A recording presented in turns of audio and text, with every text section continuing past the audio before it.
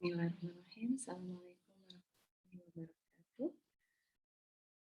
Alhamdulillah, salatan wassalamu ala rasulillah wa ala alihi wa ashabihi ajma'in. Baik adik-adik mahasiswa, hari ini adalah pertemuan keempat kita dan kita membahas tentang topik sejarah perkembangan dan pengertian akuntansi Islam atau akuntansi syariah. Nah, pembahasan kita semakin mengerucut. Dari awalnya kita membahas tentang sumber hukum Islam syariah, ya, dan kemudian kita melihat bagaimana sistem keuangan syariah, dan sekarang kita menuju ke pemahaman akuntansi Islam itu sendiri dan bagaimana sejarah dan perkembangannya. Ya. Nah, untuk pengetahuan kalian, ya, ataupun mungkin kalian sudah mengetahui hal ini, bahwa pada awalnya akuntansi itu adalah bagian dari ilmu eksak, ya, atau ilmu pasti seperti fisika, matematika, ya. Sehingga dipandang akuntansi itu sebagai sebuah ilmu yang memiliki kebenaran yang mutlak, ya. Sebuah ilmu yang netral, tidak dipengaruhi oleh nilai-nilai, baik itu nilai kultural, sosial maupun keagamaan, ya. Namun, seiring perkembangannya, akuntansi itu dilihat sebagai sebuah bagian dari ilmu sosial. Karena sebenarnya akuntansi itu dipengaruhi oleh berbagai elemen, baik itu dari nilai sosial, kultural, maupun nilai agama, politik, dan lain sebagainya. Ya. Artinya akuntansi itu tidak bisa menjadi sebuah ilmu yang netral. Ya. Praktik akuntansi itu sendiri dipengaruhi oleh berbagai faktor eksternal, ya. Nah, kebiasaan-kebiasaan masyarakat, norma-norma sosial, norma-norma agama mempengaruhi bagaimana akuntansi itu dipahami dan dipraktikkan di dalam masyarakat. Ya. Kalau kita melihat penemu awal akuntansi itu sebenarnya berasal dari dunia Muslim, ya. Seorang ahli matematika Muslim yaitu Musa Al-Khawarizmi yang menemukan cikal bakal ilmu akuntansi, ya. Walaupun dalam perkembangan akuntansi kontemporer kita semua mengenal bahwa semuanya mengatakan bahwa Luca Pacioli adalah bapaknya akuntansi. Karena beliau yang mempublikasikan sebuah karya yang dapat dikatakan sebagai catatan awal tentang ilmu akuntansi, ya, menunjukkan double entry accounting, ya, catatan double entry. Ya. Namun kalau ditelusuri lebih jauh lagi bahwa Luca Pacioli itu mengambil atau mengekstrak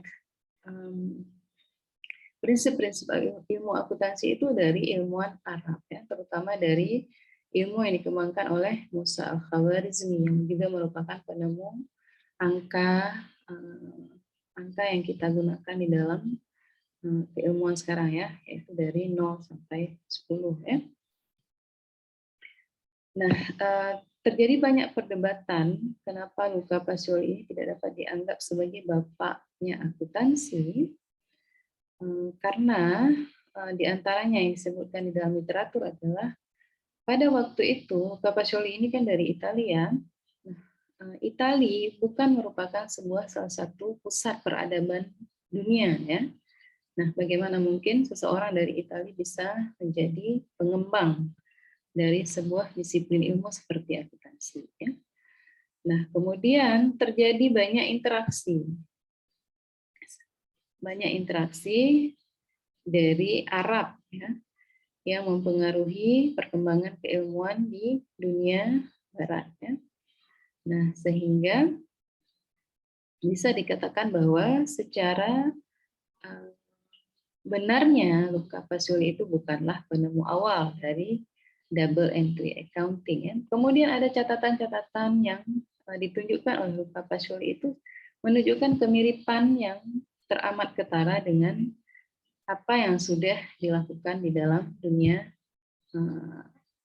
Islam, ya, di peradaban Arab, ya, seperti penulisan dengan nama Tuhan ya di dalam dokumen yang ditunjukkan oleh Bapak Pasyoli ya.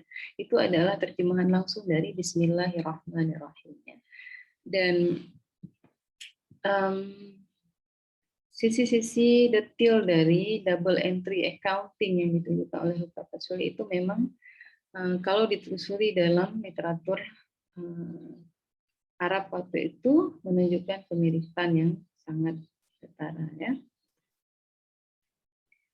Nah, ini adalah buku yang selalu diagungkan sebagai karya pertama sekali di dalam dunia, di dalam disiplin ilmu akuntansi, yaitu Summa di Arithmetica Geometria et Proportionalita Review, Arithmetic Geometry and Proportions, ya, di mana Luca Pacioli menjelaskan tentang double entry accounting ya. Nah, kalau kita melihat perkembangan akuntansi Islam di dalam sejarah Islam itu sendiri, praktik akuntansi dan audit sudah dilakukan ya, sudah ada di dalam dunia Islam itu sendiri ya. Walaupun dalam bentuk yang mungkin lebih sederhana daripada apa yang sudah dikembangkan pada masa kontemporer ya. Bahkan kalau kita melihat apa yang dilakukan oleh Rasulullah dengan Khadijah ya, ketika Rasulullah mendagangkan barang dari Khadijah ya, ketika beliau pulang dari perjalanan beliau untuk membawa barang-barang tersebut untuk didagangkan ya, ke Syam atau ke Syria ya, ataupun ke Yaman ya. Nah, ketika beliau pulang dari perjalanan tersebut, beliau akan melaporkan hasil kegiatan perdagangan beliau itu dengan disaksikan oleh pembantu beliau ya, ketika beliau melaporkan kepada Khadijah ya. Nah, itu bisa dikatakan sebagai bentuk yang sederhana dari disiplin audit ya. Artinya ada proses pelaporan di situ dan ada proses pengecekan ya dari pihak lain ya, karena audit itu adalah didengarkan oleh pihak lain ya secara pengertian dasarnya ya. Nah, pendirian Baitul Mal ya, itu merupakan sebuah konsep yang menunjukkan bagaimana akuntansi itu dipraktekkan ya di dalam pencatatan dan pelaporan keuangan pada masa itu ya, walaupun dalam bentuk yang masih sangat sederhana ya. Nah, kemudian praktik akuntansi ini terjadi pengembangan yang terus-menerus dari satu khalifah kepada khalifah yang berikutnya ya, sampai pada masa Abbasiyah ya, seperti Khalifah Harun ar-Rasyid ya, di mana perkembangan Islam terjadi semakin pesat ya, semakin meluas ya, sehingga sistem keuangan negara juga semakin kompleks. Nah, di situ perkembangan praktik akuntansinya juga semakin berkembang dengan baik ya. Nah, kalian bisa membaca secara detail ya, bagaimana sejarah dan sisi praktik seperti apa yang dilakukan pada masa itu ya untuk akuntansi Islam atau akuntansi syariah ya. Nah, prosedur-prosedur yang diharuskan di dalam praktek pelaporan keuangan ataupun akuntansi pada zaman kontemporer itu sudah dilakukan oleh perkembangan Islam pada waktu itu ya. Seperti transaksi harus dicatat setelah terjadi ya, pendapatan bagaimana pencatatannya, pembayarannya bagaimana ya, walaupun dalam format yang lebih sederhana ya. Nah, ini adalah prosedur-prosedur yang dilakukan pada waktu itu yang menunjukkan bahwa akuntansi Islam itu sudah dipraktikkan pada awal perkembangan Islam ya.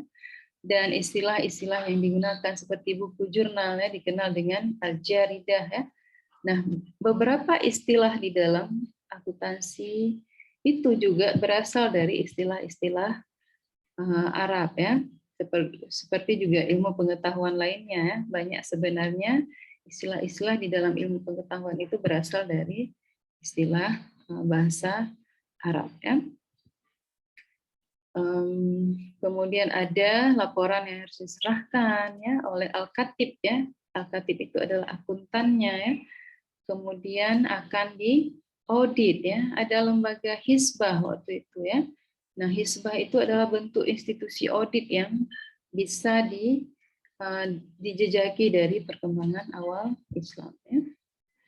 Nah, ini adalah beberapa istilah yang digunakan di dalam akuntansi Islam pada awal perkembangannya ya. Bisa kalian baca lebih lanjut ya. Nah, bagaimana hubungan akuntansi modern dan akuntansi Islam ya.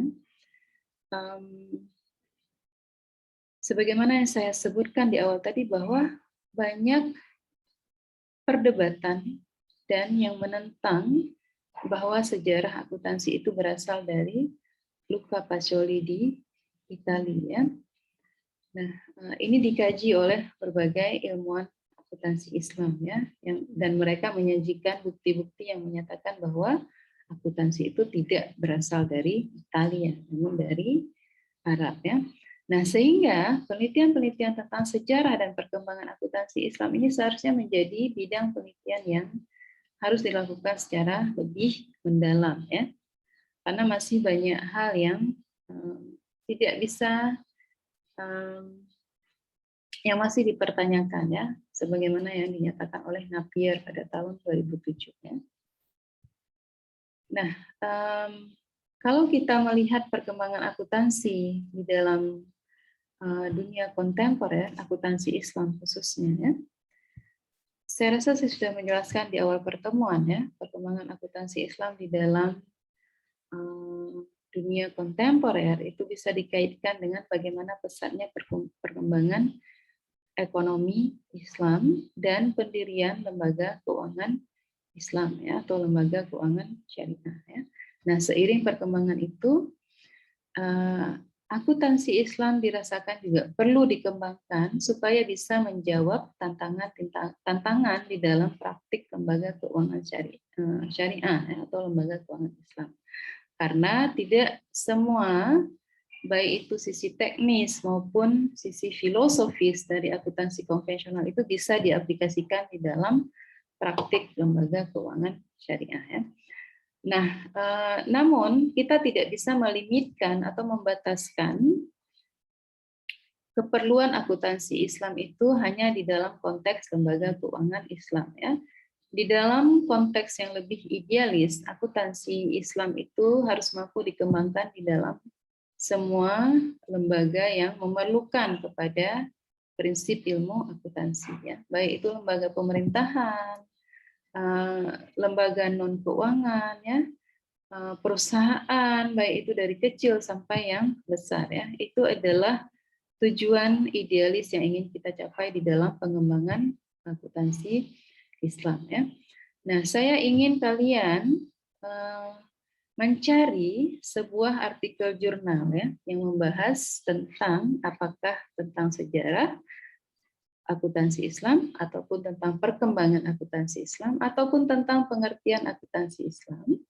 Kemudian kalian melakukan summary dari artikel jurnal tersebut ya, dan kemudian dikumpulkan pada e-learning yang akan saya sediakan modulnya ya. Batas pengumpulannya adalah sebelum pertemuan minggu depan ya. Demikian, kalau ada pertanyaan nanti kita akan bahas minggu depan. Terima kasih. Saya akhiri dengan alhamdulillahirabbil alamin. Saya mohon maaf kalau ada kesilapan. Assalamualaikum warahmatullahi wabarakatuh.